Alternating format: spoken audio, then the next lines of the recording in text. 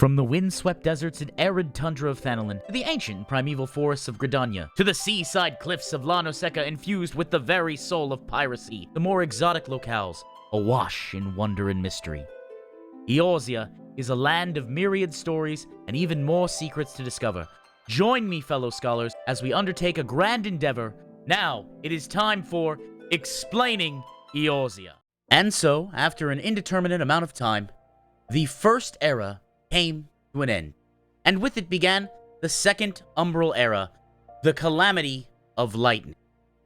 Despite the constant wars waged by kings seeking to expand their domains, mankind thrived, its numbers multiplying with each passing summer.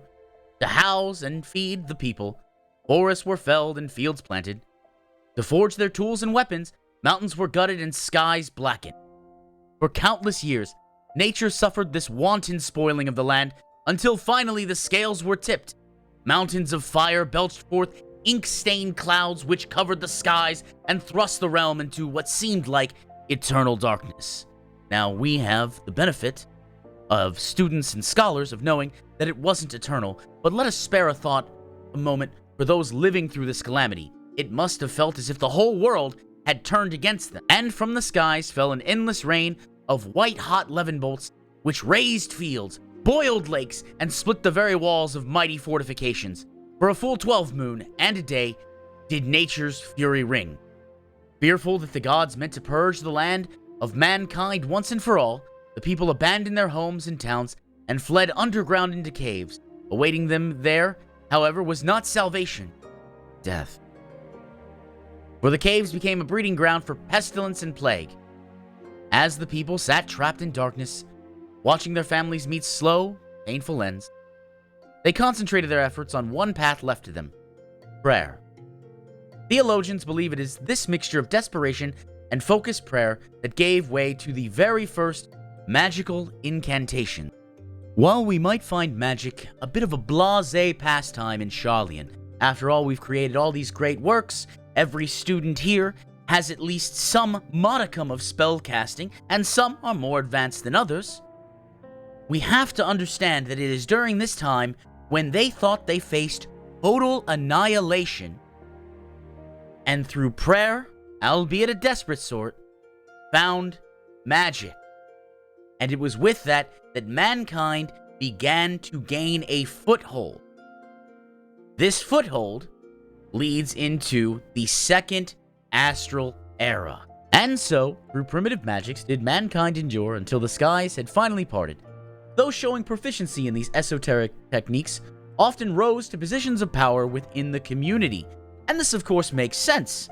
Back then, magic was a very rare thing, and your world had almost been destroyed in a cataclysmic destruction and the erasure of your civilization.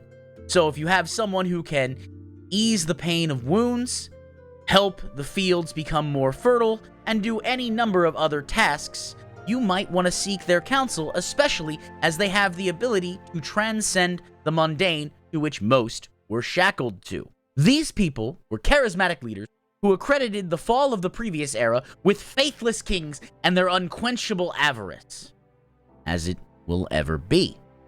They claimed that only through faith and prayer would they be saved from a similar fate, and thus were the first organized religions born. In but a matter of years, kingdoms, centuries in the making, were replaced with theocracy, populated with men and women eager to prove their worth to the gods, that the divine beings may spare them from the land's wrath. Church leaders convinced the people that through the building of massive temples, monuments, and effigies, would they achieve peace and salvation. To adorn these constructs so that the gods would smile upon them, the people perfected the arts of painting and goldsmithing. To protect these constructs from those who would defy the gods, they solved the riddle of steel.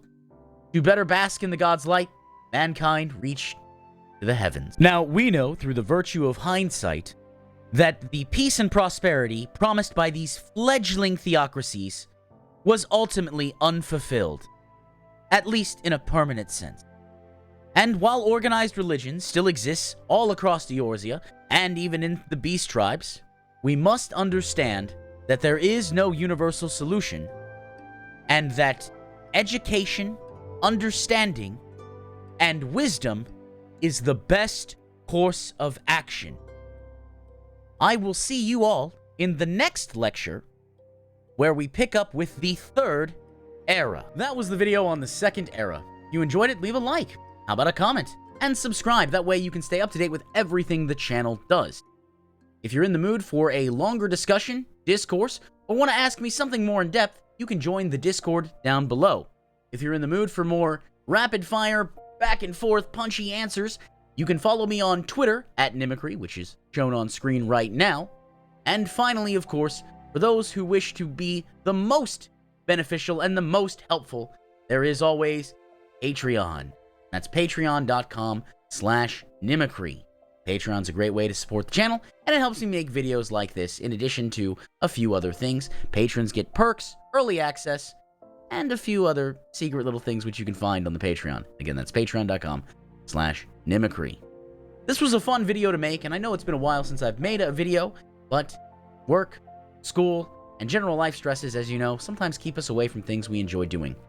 Look forward to the next video on the third era, and we look forward to seeing you in the next video. Bye.